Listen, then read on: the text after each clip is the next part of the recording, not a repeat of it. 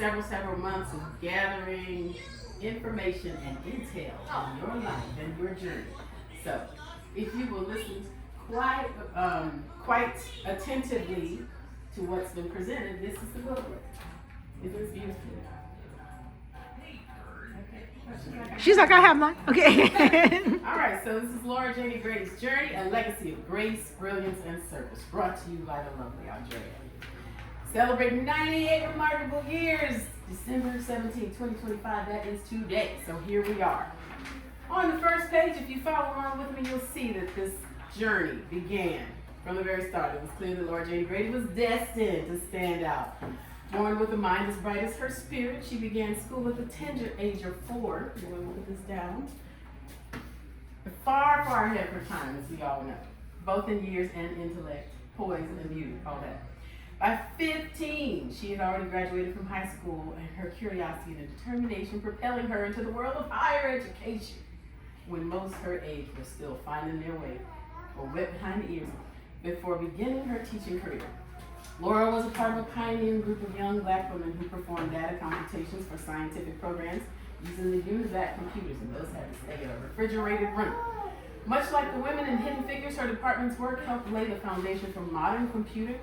Later, she became a devoted home economics teacher, blending her scientific precision with creativity and care to inspire generations of students.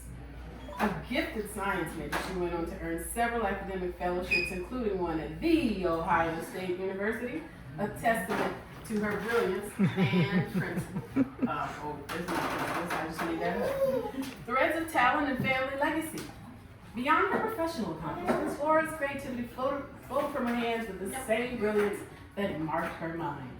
A skilled seamstress, she transformed fabric into art, stitching love, pride, and flair into every garment she made. And long before modern athletes became fashion icons, her son Red turned heads in this dazzling apparel his mother designed just for him. Her artistry extended beyond her family too. When her sons founded and started the Viceroy Band, Laura Janie was right there crafting the band's show-stopping outfits. And as they drove in their limousine, ensuring that every note they played was matched by a look worthy of the stage. Her work wasn't just sewing, it was storytelling through style, a mother's devotion sewn into every scene. While her achievements in education and science were groundbreaking, Laura's heart remained rooted in service.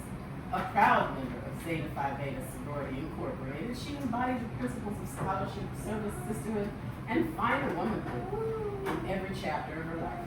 Her leadership extended well beyond the classroom into the very neighborhood she called home. She actually was one of the pioneers in the Durham Amici program that she used to run for young girls. Laura's dedication to service also extended into her faith in her community. In July 1974, she and her husband Albus Sr.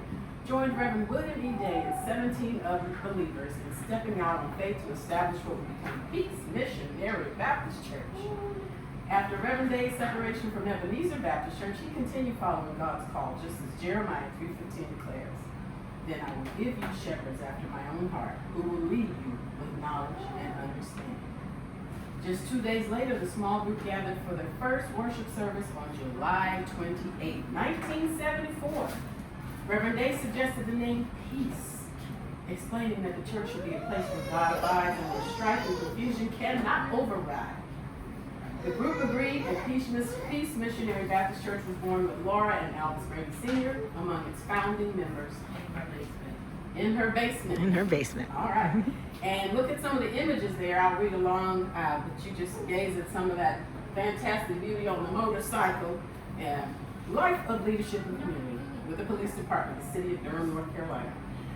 Laura became a neighborhood watch captain and later the captain of the Citizens on Patrol, the COP program, ensuring safety, connection, and care for those around her.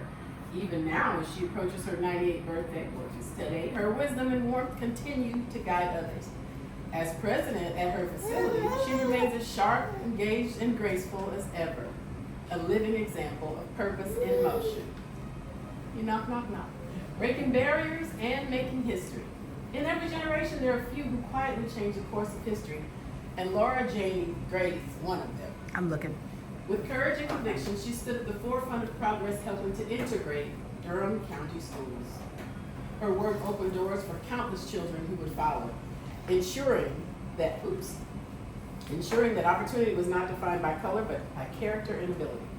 Her presence in those pivotal years of transformation places her story alongside the most powerful chapters in American history. If the movie based on Margaret Atwater and the Klansmen had told the truth at that time, it's likely It's likely that a character inspired by Laura would have appeared in the intelligent, composed woman who brought grace to change and strength to reconciliation. You will see the next page that we're on as I shall continue reading. Breaking barriers and making history, Laura married the love of her life, Alvis Odell Grady Sr. At the time, he was just Alvis Odell Grady, because it wasn't of June. On June 2nd, 1946, in his father's church, Ebenezer Baptist Church. Together, they built a home filled with love and laughter on before Nelson Street, but eventually Nelson Street in Durham's historic College Heights neighborhood. Alvis O'Grady Sr. was one of the first African-American mail carriers in Durham, and Laura is a retired school teacher. Is a retired school teacher. They purchased 4 lots from their home from Mr. Grady's mother, Mrs. Deborah Grady of 2210 Fable Street. And they lived in this home as a family until Mr. Alvis O'Grady Sr. passed away in 2005, and Laura relocated to Corpus Christi, Texas in 2023. Through nearly a century of life, Laura has lived with purpose and poise. She was married to A.O. Grady Sr., the partner who stood beside her through decades of faith, family, and growth for 59 years. From this beautiful union came 2 extraordinary sons. she would kill with a brick. For them. Alvis Butch Grady and Daniel Red Grady. Her pride, her joy, and as she likes to say with a laugh, everyone knows Laura would kill a brick over those boys, and if I'd been patient, I would have read it instead of jumped to them. Her love for them was boundless, fierce, and filled with laughter. She nurtured in them the same determination, humor, and pride that defined her. They just think they're funny, but sometimes I laugh. Her family tree has flourished with 2 children, 8 grandchildren, 8 great-grandchildren, and 5 great-great-grandchildren who all carry her brilliance in their own way. Look at her, she got a little taller when I said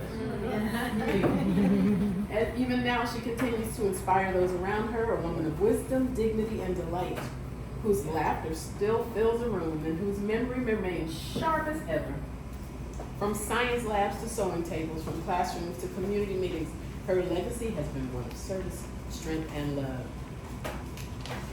We thank you for who you are and for making it possible for most of us to be here. I'm gonna count. I can't do the math right now, but about 2/3 of the room are possible because of your existence.